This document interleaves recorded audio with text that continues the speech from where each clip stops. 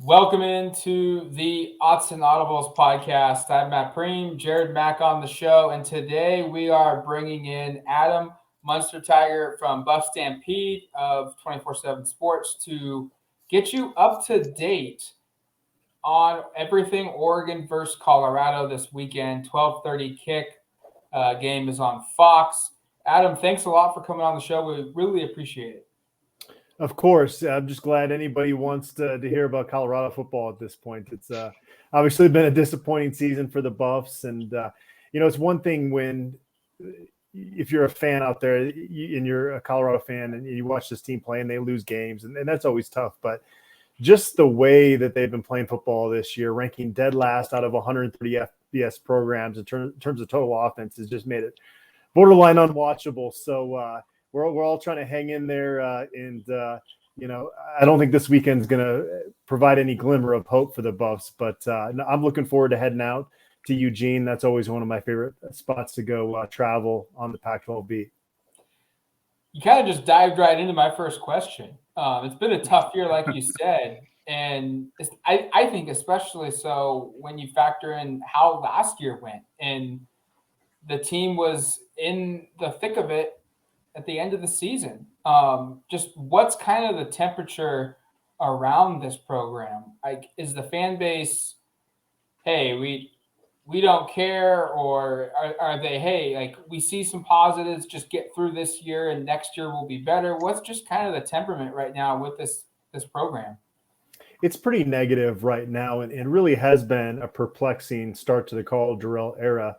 Obviously, Mel Tucker bolted later than when you'd like to go through a coaching change. And so they hire Carl Durrell and the pandemic hits. And so he's having to get to know his new team over Zoom, basically. And so expectations were super low for them going into last year.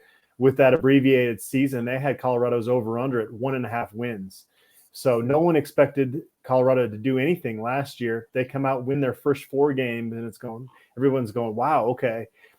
Carl Durrell did a really impressive job of getting this group together in a very short period of time with a really unconventional situation all around. And so I don't know if expectations got too out of control, because they were handed a dose of reality late in the season. Nate Landman goes down late in the first half of their final regular season game. And in the second half, it was kind of like the parting of the Red Sea defensively. They could not stop anybody from that second half of the Utah game, and then pretty much all the way through the Alamo Bowl. But even in that Alamo Bowl, there was a little glimmer of hope, because Brennan Lewis, a first-year quarterback, comes into that game and showed flashes of big-time potential. So everybody goes, okay, well, the Alamo Bowl didn't go well, but Colorado wins 4 games in a 6-game season under Carl Durrell, following really, really tough circumstances that he dealt. And now we've got a quarterback of the future. And so it wasn't expected that Colorado was going to compete for the Pac-12 South title, but it was expected that even with the tough schedule, that they would compete and have a strong possibility to get bowl eligibility again, which would have been a big deal, because Colorado has not gone to a bowl game in back-to-back seasons dating all the way back to 2004, 2005. So it's been a really long time since they've achieved that. And so that was kind of the goal for this team. And they come out and they beat Northern Colorado. That's expected. That's an FCS program. In week 2, they led Texas A&M most of that game, and everybody's getting now expectations are starting to rise, and they did fall short late in that game. Texas A&M scores a late touchdown and wins that game, but still things are really positive. And then the next week, Minnesota comes into Boulder and beats them 30-0, and from that point, there was that positive blip here recently where they did beat Arizona. But aside from that, it's really been trending downward in a negative direction since then. And Brendan Lewis, it's not all on him. The offensive line has played really bad, which is a surprise. They returned 4 starters up front, and it seemed like that was going to be a pretty deep group. And I mean, it got so bad with that offensive line group that Carl Durrell had to fire their offensive line coach here this past Sunday. So that shows you how negative things have been trending. But going back to Brendan Lewis, just those flashes we saw in the Alamo Bowl have been few and far between this season. He hasn't been protected really well, but even when he has been, he's gun shy back there. There'll be a guy wide open in front of him, and even then he kind of hesitates to get the ball out. So it's been a struggle there. And because they have not been able to get the ball downfield through the air, other teams are just stacking the box. And so Jerick Broussard, who was the Pac-12 Offensive Player of the Year last year, really has had no running lanes to run through this year. So it's been an unmitigated disaster offensively. And so, again, when you rank a dead last out of 130 FBS teams in total offense, it's hard to muster up a whole lot of optimism for things right now. But Karl Dorrell has now coached, 13 games that he's been the head coach here. So he's going to be given time. It's not like he's going to get fired after this season. So he's going to have an opportunity. They're going to have to hit the transfer portal hard. And Nate Landman, who is kind of the heart and soul of this team, he's a senior, so he's going to be gone next year. He's not going to actually play in Eugene this weekend. He got banged up at Cal last week. So that's another aspect I'm sure we'll talk about when previewing this game. But it's tough to find the optimism right now, but Karl Dorrell, again, is going to have that opportunity to try to rebuild this program. Just kind of piggybacking off of Matt's question to you, what's the overall feeling of Coach Dorrell? Like going into his second year, obviously the first year during the pandemic is a really hard one for most coaches, especially going into their first season in the program. But what's the temperature around the program with him? Not suggesting he's on the hot seat or anything like that, but just how people are responding to him and how he has control of the program. Yeah, when they were 4-0 last year, everybody loved that he was low key and cerebral, and now everybody hates it. That's just how it goes. And I don't think with how Colorado's played here recently, there's anything that Karl Dorrell could say that wouldn't be picked apart by the fan base, right? So, there's a lot of frustrated fans out there, and you can't even tell these Colorado fans to be patient. Like I said, it's been since 04-05 since they got into back-to-back bowl seasons. They did go to a bowl game back in 07, and they had that nice run in 2016. Obviously, that win in Eugene kind of catapulted them that season, and they won 10 games. But aside from that, it's been a really, really long, tough stretch for Colorado fans. And I think if Colorado had a really highly ranked recruiting class right now, maybe fans could kind of point to that in terms of, again, trying to find that optimism about the future. But there isn't that excitement right now. They're towards the bottom of the Pac-12 in terms of their recruiting rankings. So, yeah, fans are really frustrated right now. They're going to have to deal with the reality that Karl Dorrell is going to be given time and have a chance to, again, rebuild this program. But right now it's pretty ugly. It's a lot of negativity outside of the Champion Center, which is Colorado's facilities. I mean, it's pretty ugly right now. You touched on it. Karl Dorrell fired his offensive line coach this past weekend. Just what led to that? That's pretty unprecedented of an assistant coach getting fired mid-season in college football outside of some kind of, off the field incident, and just kind of what's the fallout development of this for this position group? Yeah, it is pretty unprecedented. This is my 19th season covering the Buffs. I can't remember an assistant coach getting fired mid-season like this. It was kind of an interesting, strange hire to begin with. Mitch Roddick had been coaching high school football for a couple of years. He did have previously a long stints at lower level FBS programs, Louisiana Lafayette. He's from New Orleans. And when he got hired, fans were pretty critical of it. And they turned out to be right about that. It's interesting. Last year, the O-line actually played pretty well. I mentioned that Jerick Broussard, their top running back, was the Pac-12 Offensive Player of the Year. That doesn't happen without the offensive line playing well. And so now when you kind of look back on it, hindsight being 2020, it's maybe like the residual coaching effect they had from Chris Cavalovich, their O-line coach in 2019. Maybe that's why they were still good last year, because that coaching was still with them. Chris Cavalovich is now the assistant head coach for Michigan State with Mel Tucker there, and he's a guy that CU fans would love to bring back. I don't think that's going to happen, but it is a strange deal. I remember talking in the preseason with some offensive linemen and a couple of them off the record, and they said that their O-line group was really, really tight. The tightest that some upperclassmen had ever been a part of at CU. But there were some rumblings that they weren't really jiving well with the position coach, and so again, you don't really want to have to fire an assistant coach with 5 games left in the regular season, but it seemed like that was needed. William Vallejos, who is a quality control coach, is going to take over that unit. And Karl Dorrell had an interesting comment to us today. We're recording this on Wednesday. He said that the offensive linemen have learned more in the last few days than they have in a long time, which didn't expect that comment there.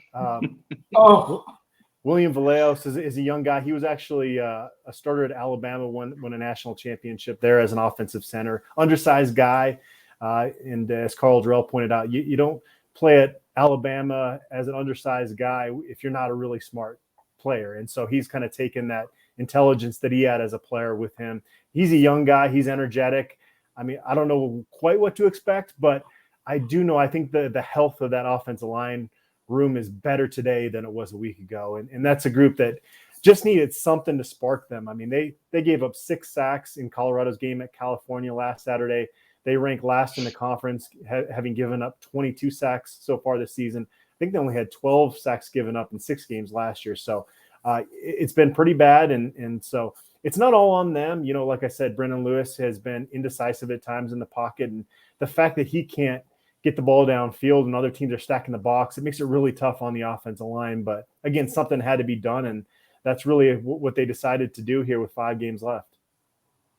You know, I was actually going to ask you about the comments that Coach Dorrell made today, that they expressed that they've learned more in the last few days and the last couple of months. Like, is that just kind of the encapsulation of how the old offensive line coach's, tenure was at Colorado?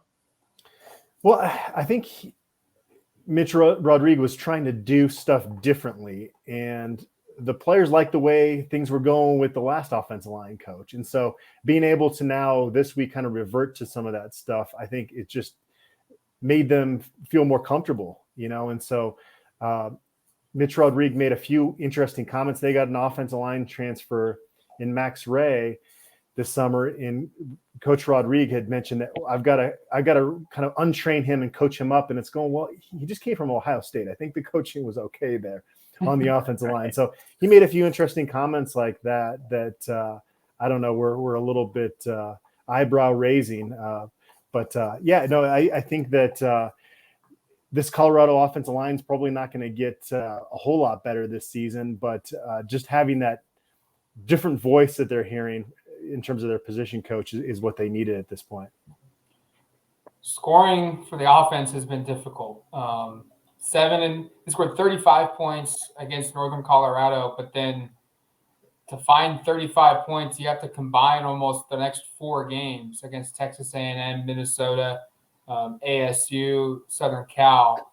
They did blow out Arizona, like you said, 34-0, but then they followed up this past weekend with just 3 points on the road at Cal. Just is the offensive line struggles the culprit for why this team is not good offensively? Or football is a team sport, so you just can't blame one particular area. But is this offensive line just so bad that they're preventing everybody else from doing their jobs and executing, or are there other issues with this offense?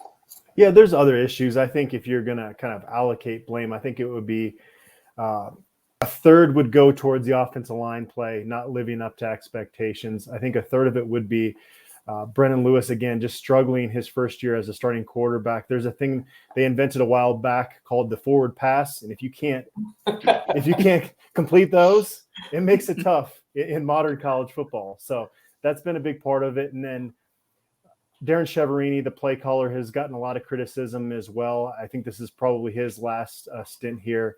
Really? As a coach at Colorado. And so I would kind of place the blame equally among those 3 areas. Yeah, their play calling just hasn't been creative enough. And when you have a quarterback that's struggling, it's a lot easier said than done, but you got to find ways to make him comfortable. And Brendan Lewis is a really good athlete. And I get because JT Shrout, their Tennessee transfer quarterback, got hurt in the preseason, is not there on the sideline. You don't really want to risk Brendan Lewis getting hurt, but he's playing bad football right now, and he's at his best when he's running. And so they have not utilized that as much as they probably should have. So there's a lot of blame to go around.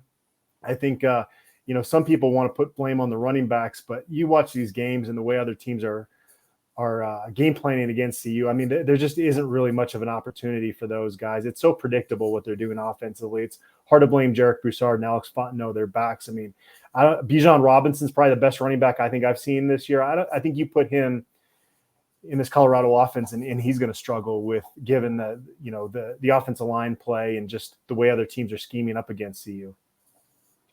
You just, you went through how to allocate the offensive struggles. I mean, just going through the numbers compared to last year to this year, the passing attack is basically non-existent, and you've mentioned that a couple times. Is it just as simple as Sam Neuer transferring to Oregon State and then Colorado just not having a backup who has had experience and then putting them into this new season and then struggling where they just can't get anything going? Or is it a philosophy issue with their offensive staff? Or is it just all three combined? Well, yeah, I mean, it's more complicated than just Sam Neuer, because he was really good coming out of the gates last year against UCLA and Stanford. He played really, really well. Was the Pac-12 Offensive Player of the Week those 2 weeks. But he had actually really started to struggle down the stretch last year, but they were still able to get some things going with the ground game. So I don't think it's as simple as that. I didn't mention they brought back 4 of the 5 starting offensive linemen. Now, one of them, Frank Phillip, didn't start the season because he was coming back from a shoulder surgery. So that he's had to work off a ton of rust. Still doesn't look like the player we saw last year.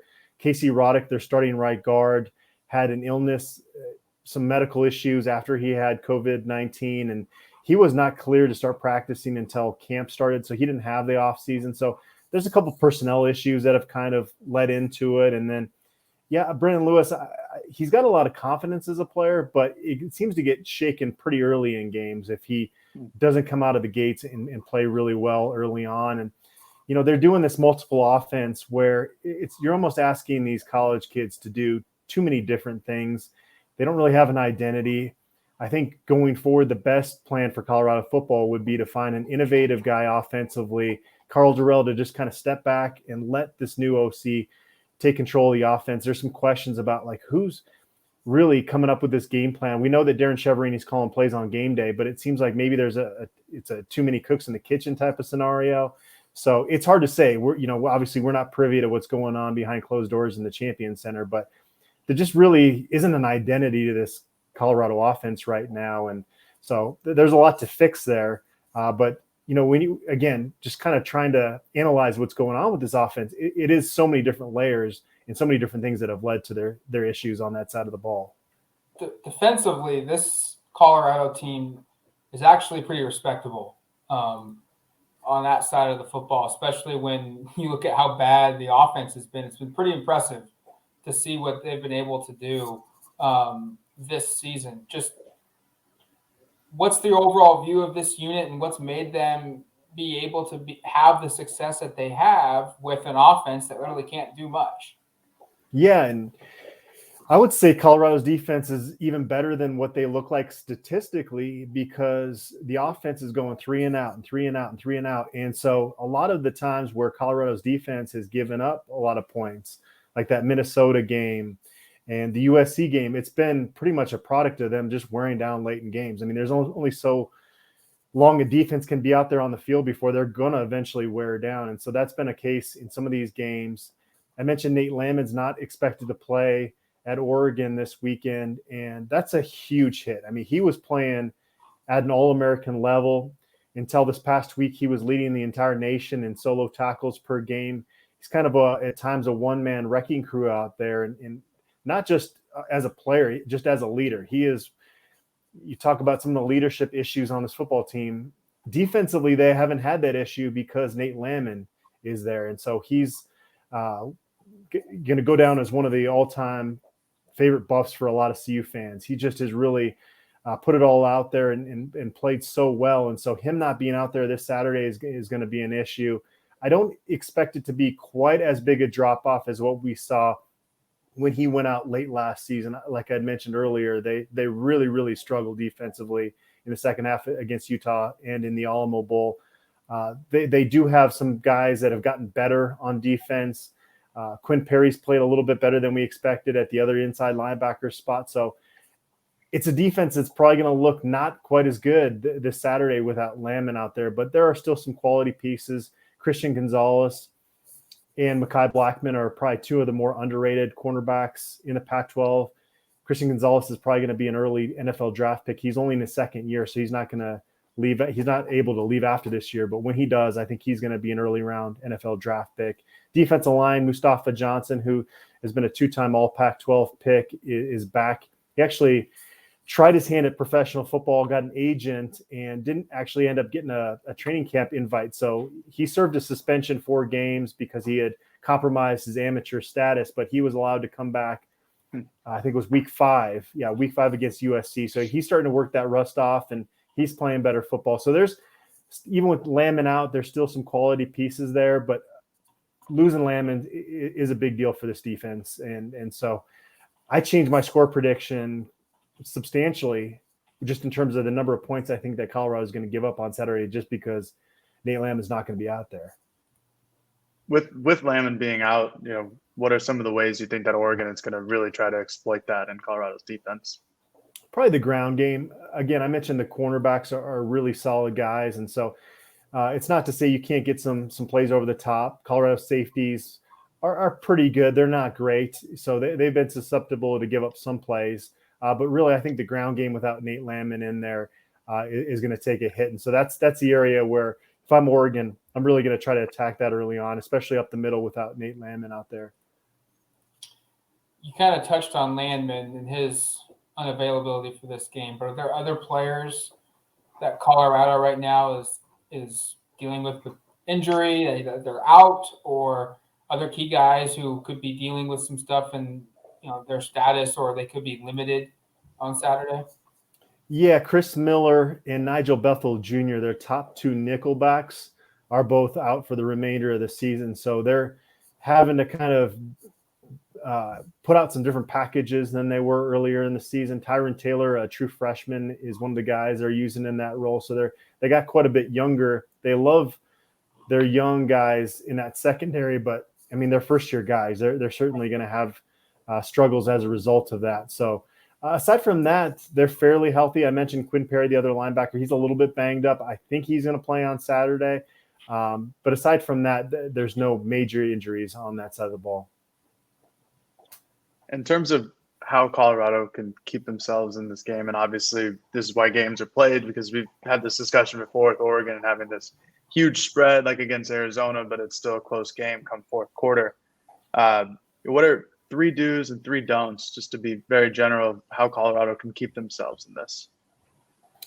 Of how Colorado can keep themselves in this. Well, I know Oregon, I mean, by a wide margin, they lead the Pac-12 in turnover margin. And so you got to flip that. I mean, that's got to be – everything's got to go Colorado's way on Saturday, just because of the talent disparity, the struggles they've had offensively, Nate Lamon not being out. So you've got to win the turnover margin, and probably not by like a 2-1 margin. It's got to be pretty substantial. And that's actually how we saw Colorado beat Arizona by as much as they did, is they got a blocked punt, scoop and score on special teams, and then a pick 6 by Carson Wells, one of their edge guys. And so it was that Arizona-Colorado game a couple weeks ago was 3-0 for a while and 6-0 for a very long time until deep in the third quarter. So it was really those turnovers that really started to kind of get that scoring, the scoreboard to look maybe more lopsided in Colorado's favor than most of that game had played out. So, I mean, that's a must. You've got to win that. And obviously going on the road as a huge underdog, you've got to start out strong and get confidence, because any confidence this football team gained in that Arizona win was shattered out in Berkeley last week. And so they've got to have that strong start. And I don't know if it's going to happen on Saturday, but you've got to have Brendan Lewis running the football effectively, because, again, that's when he's at his best. He's a good athlete, got a good lower base. He's a guy that's hard to bring down with arm tackles. So he gets out in the open field. He can make some plays. They just haven't utilized him a ton in that regard. So I think that's really their hope. They did make some plays through the air against Arizona. That's one of the few games they've had any success there. And it was Brendan Rice making some really good catches.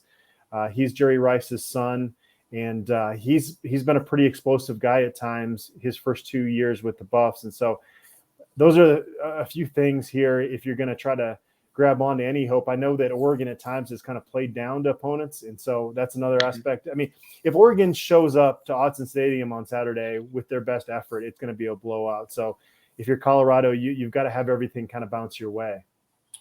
Let's end this show with some positivity about Colorado.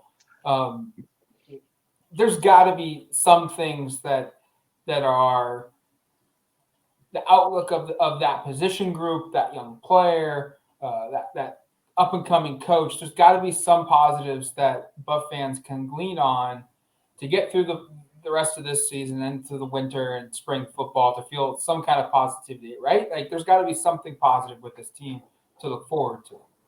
Yeah, they're going to lose Nate Landman after this season, and so that's going to be tough, but they have played well defensively this year. You love the young guys they have in that secondary. The future looks really bright there.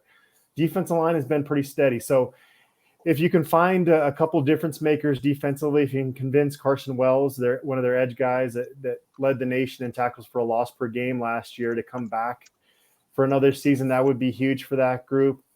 Offensively, JT Shrout looked like he was going to be their starting quarterback until he did get hurt in the preseason.